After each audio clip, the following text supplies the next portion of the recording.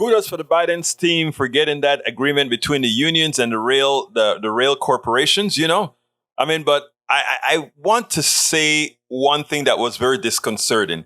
What was the sticking point? I want to read one paragraph from the New York Times. It says, let's put that on the screen. The deal was praised by both freight companies and union leadership, reflecting a key compromise on issues of improving worker conditions for rail workers, which had been the biggest sticking point in the talks. In other words, as usual, workers, the guys in the corporations are in big, nice offices with air conditioning and nice couches, etc. And all the people on the line wants are good working conditions, the best that they can give, given, that they're outside, etc.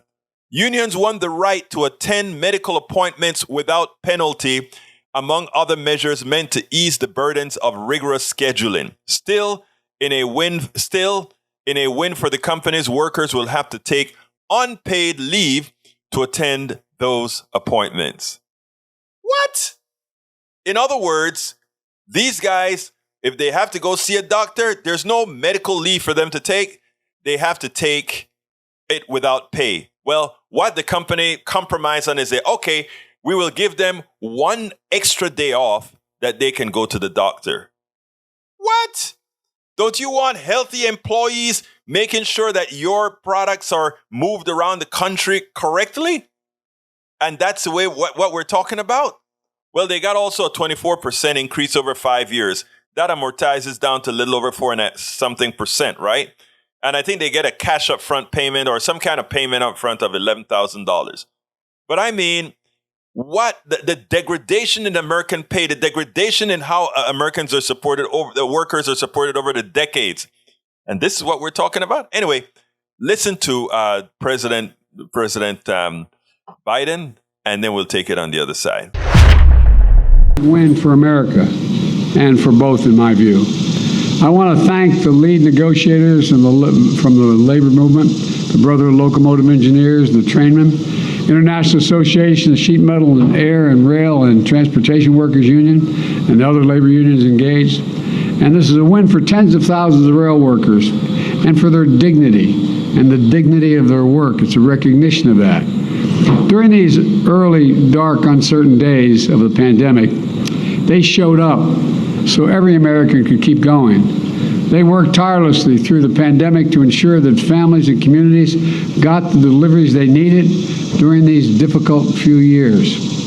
And because of the labor agreement, those rail workers will get better pay, a 24% wage increase over the next 5 years, improved working conditions, peace of mind around their health care by capping the cost that workers will have to pay. And it's about the right to go to a doctor or stay healthy, to make sure you're able to have the care you can afford. It's all part of this agreement. They earned and deserve these benefits. And this is a great deal for both sides, in my view. The agreement is also a victory for railway companies. And I want to thank the lead negotiators from the National Railway Labor Conference and our major rail companies. These companies also played a critical role in keeping America moving during the pandemic, and that's not hyperbole, it's a fact. With this agreement, railroad companies will be able to retain and recruit workers.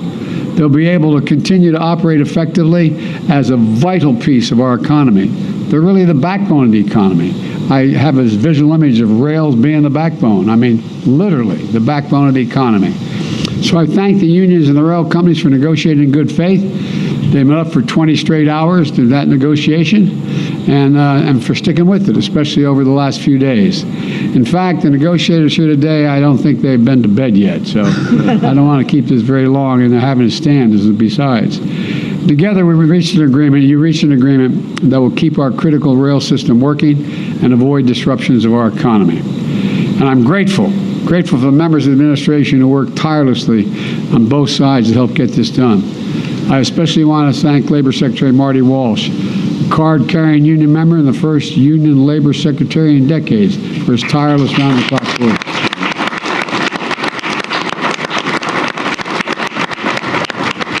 This agreement is validation of what I've always believed. Unions and management can work together for the benefit of everyone.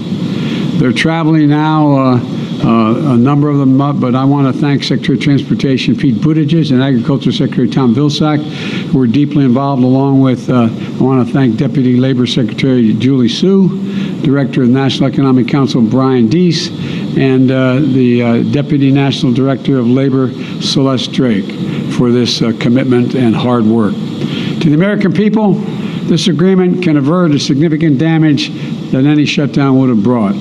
Our nation's rail system is the backbone of our supply chain.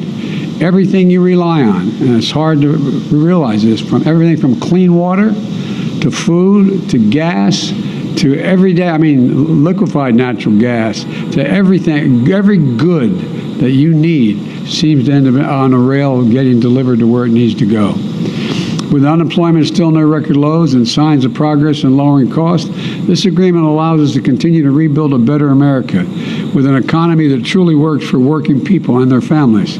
Today is a win, and I mean this sincerely, a win for America. So I want to thank you all for getting this done, both business and labor. Thank you, thank you, thank you. So yes, it's a victory for the president because we didn't shut down the entire economy because a corporation didn't want to give good working conditions, didn't want to allow its workers to get to get medical care. So the not allowing their workers to get medical care didn't shut down the system. Wow, how great. A great win for the president, but even as they praise each side, it just shows you what corporations are all about. Very little about humanity. The guys up top are in their air-conditioned, great offices. They can go see doctors on great health care plans. What's there for the other folks again? Folks, we have to start understanding why we have to take the power that we already have. It's more of us than them. We spend a lot of time deconstructing the news, trying to parse it into a form that everybody can understand. We try to find those little nitpicks where it flies above the fray, etc. If you really like these videos that we do, I want to ask a big favor. Please go ahead, number one, subscribe to our channel, and number two, please join if you can. Thank you so kindly for watching. Keep watching. Please remember to share. We must populate the entire internet with our progressive message, a message that we know is what most Americans say that they want. So help us, please join.